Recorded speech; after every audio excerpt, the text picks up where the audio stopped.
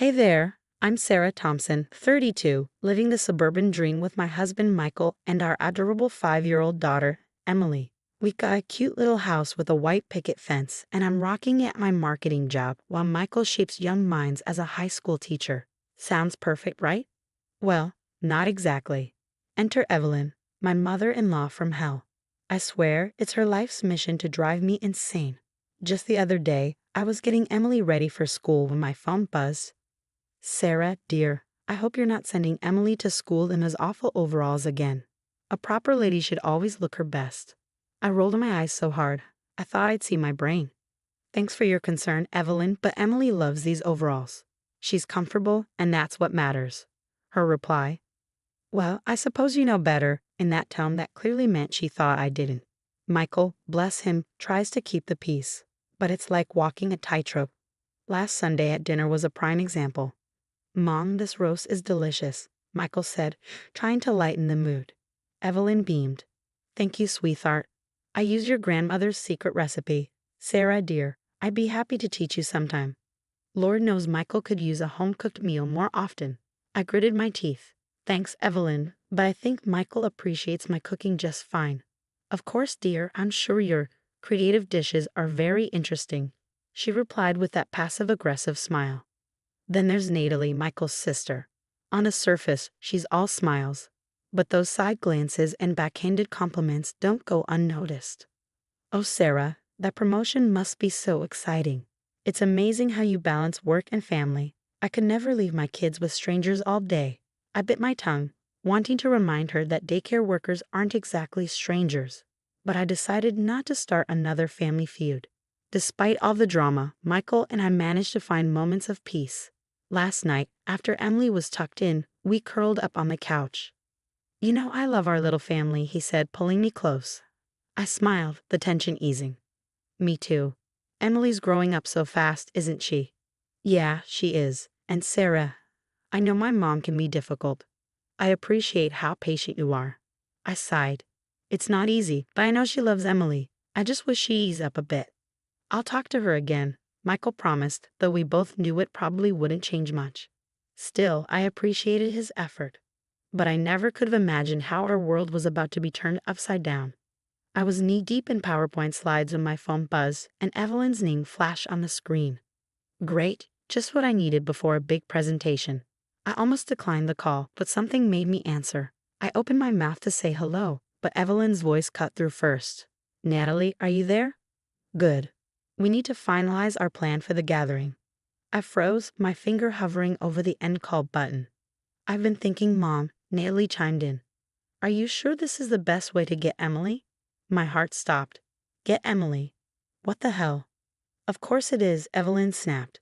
That woman is completely unfit to raise our Emily. Did you see how she let her run around in those filthy clothes at the park? I bit my lip, remembering how Emily had begged to wear her favorite play clothes. But kidnapping, isn't that a bit extreme? Natalie sounded nervous. It's not kidnapping if it's for Emily's own good, Evelyn insisted. Now, here's what we'll do. During the family picnic, you distract Sarah with that work nonsense she's always on about. I'll take Emily to the bathroom, but instead, we'll head straight to your car. My hands shook as I fumbled to start recording.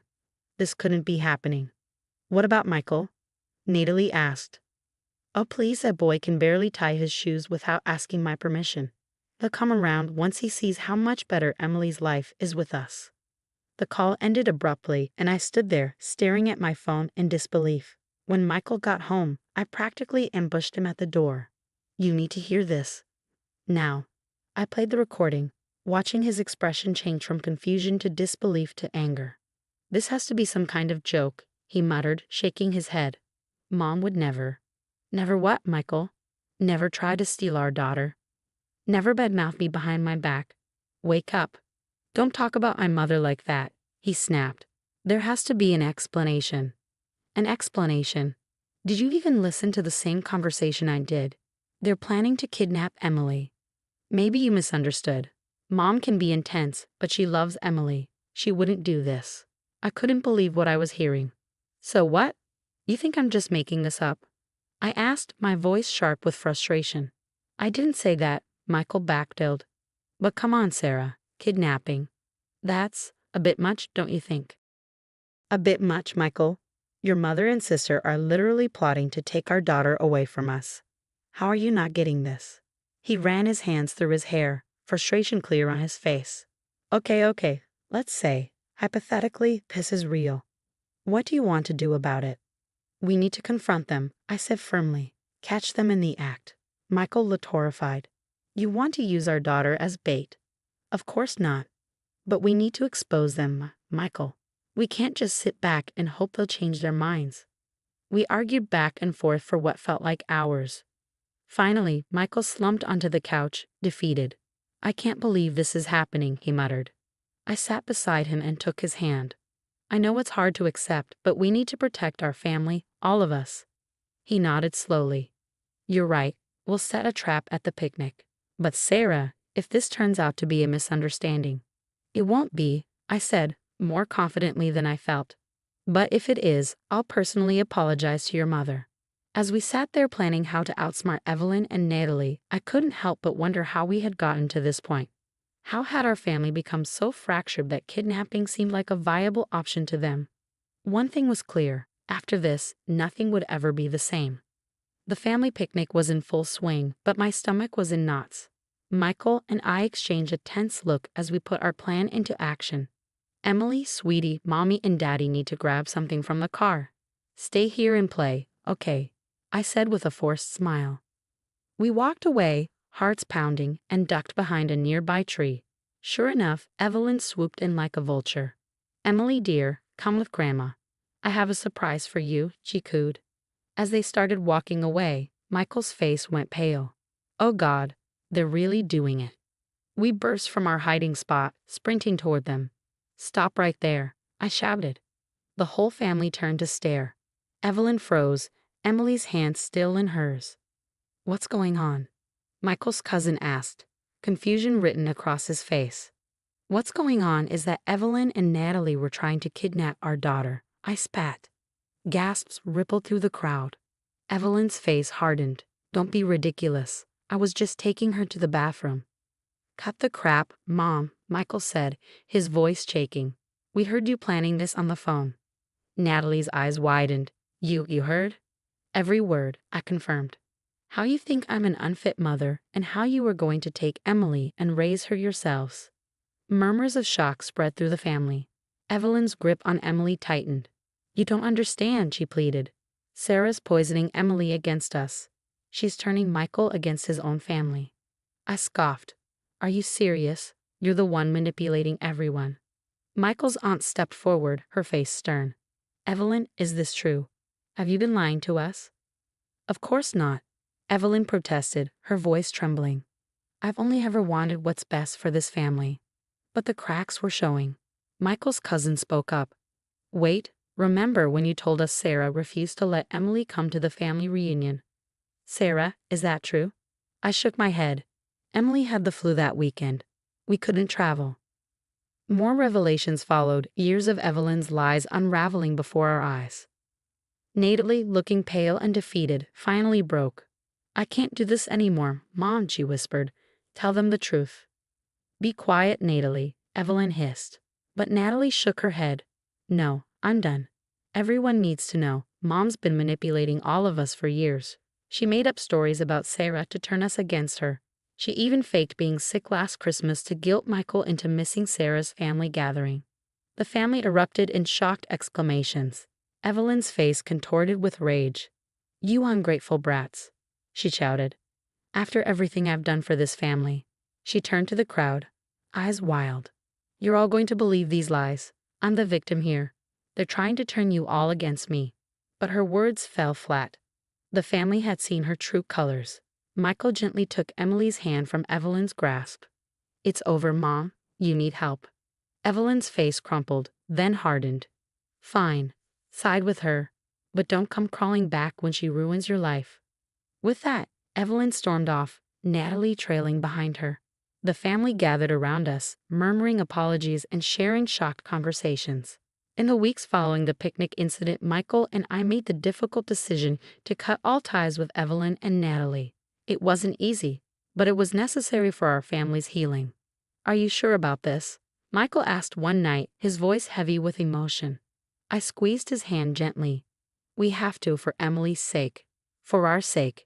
From that point forward, we threw ourselves into creating a loving and stable environment for Emily. Family game nights became a cherished tradition, filled with laughter and silly jokes.